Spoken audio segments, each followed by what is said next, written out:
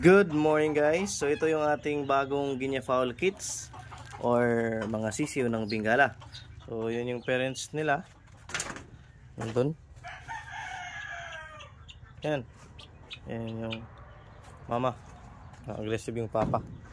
So ito po sila guys ay hatched using incubator. So meron tayo 6 lang sila guys. Yan na. Yan, ito isa. Yan. Napaka-cute.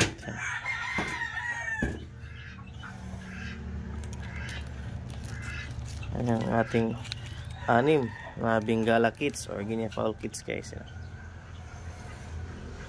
Napaka-cute, di ba? Parang sisiw din ng manok, you know.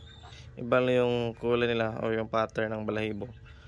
May mga stripes ng brown. Yung mga puti guys, yung parang walang buhok.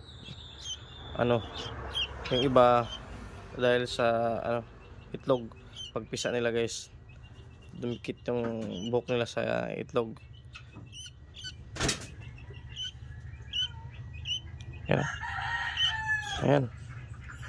Napaka-cute itong 6 natin na Guinea Fowl kits. Sana makasurvive itong lahat para makaparami tayo ulit.